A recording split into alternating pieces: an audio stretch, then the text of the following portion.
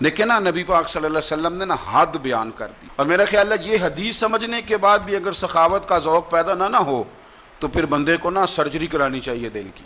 نبی پاک صلی اللہ علیہ وسلم نے فرمایا اللہ کے راستے میں خیرات کر کے جہنم سے بچ جاؤ، اللہ کے راستے میں خیرات کر کے جہنم سے بچ جاؤ، اللہ کے راستے میں دیکھ کے جہنم سے بچ جاؤ۔ اگر کچھ نہ ہو سکے تو کھجور کا ایک ٹکڑا ہی اللہ کے راستے میں خیرات کر دیا کرو۔ اگر یہاں بھی ذوق یعنی کھجور بھی پوری نہیں، کھجور کا ایک ٹکڑا، ساری زندگی یہی رونا رونا ہے ہم نے کہ غریب بڑے ہیں، بڑے حالات خراب ہے، ماڑے بڑے ہیں، پوری نہیں پڑتی، اس سے آگے بھی جانا ہے کہ ادھر ہی رہنا ہے۔ دیکھو یاد رکھو، اچھے طریقے سے سمجھ لو کہ فرمایا صدقہ دے، چاہے کھجور کا ایک ٹکڑا ہی دے، ایک ٹکڑا کھجور کا۔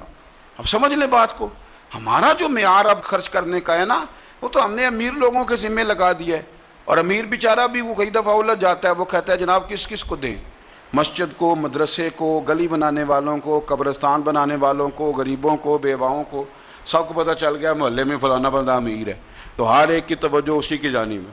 اور میں نے تو اپنی زندگی میں یہ بھی دیکھا ہے کہ امیر کے پاس پیسے آ جائیں تو لوگ اس طرح شکوہ کرتے ہیں کہ دیتا نہیں، جیسے اس کے نہیں اس بیچارے کے پیسے ہیں۔ اس کے بہن بھائی کہہ رہے ہوتے ہیں دیکھو جی خود کروڑوں کی جائیداد خرید لی، ہمیں 5,000 نہیں دیا۔ بھئی خدا کے بندے پیسے اس کے دے چاہے نہ دے۔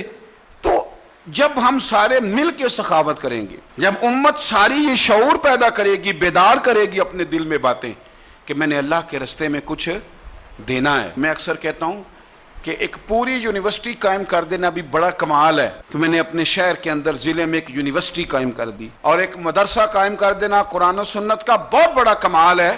لیکن ہم یہ سارا کچھ نہیں کر سکتے، ایک غریب بچے کا خرچہ تو اٹھا سکتے ہیں کہ نہیں؟ اگر آپ نے ایک غریب بچہ باشعور کر دیا، تعلیم یافتہ ہو گیا، تو آپ نے یونیورسٹی کا کام ہی کیا ہے۔ لیکن ہم اس طرف بھی آنے کو تیار نہیں ہوتے۔ اپنی قربانی کے لحاظ سے ماحول کو سخاوت کا رنگ دیں، ماحول کو ذوق کا رنگ دیں۔ ہمارے ہاں لوگ پوچھنے لگ جاتے ہیں کہ قربانی کا سارا گوشت گھر میں رکھنا جائز ہے؟ بالکل جائز ہے۔ سارا گوشت کیا، پورا اونٹ آپ گھر میں کھا لیں، شریعت آپ کو منع نہیں کرتی، لیکن کس نے کان میں بتایا تھا کہ قربانی کے بعد گوشت ملنا ہی نہیں؟ آپ یقین کریں، پوچھیں الیکٹریشین لوگ جو یہ کام کرتے ہیں، مکینک لوگ، ان سے پوچھیں، وہ کہتے ہیں سب سے زیادہ فریزر کا کام آنے لگ گیا ہے، لوگ فریجیں ٹھیک کرا رہے ہیں اس لیے کہ گوشت سٹاک کرنا ہے، پتہ نہیں اس کے بعد کوئی بکرا ہاتھ آئے کہ نہ آئے، آخری سمجھ کے کھانا ہے۔ ایسا نہ کرو۔ اگر سارا گھر میں رکھنے کا مفتی صاحب سے فتویٰ پوچھ لیتے ہو تو کیا کسی مفتی نے یہ فتویٰ نہیں دیا کہ سارا بانٹ دینا بھی جائز ہے؟ یہ بھی فتویٰ پوچھو کسی سے، نہ ہو تو مجھ سے پوچھ لو۔ قربانی ساری رکھنی بھی جائز ہے اور ساری بانٹ دینی بھی، ایک لقمہ بھی نہ کھائیں، ساری بانٹ دیں۔ آپ بانٹتے رہیں، رب کریم آپ کو اور دینے کا ارادہ فرماتا رہے گا۔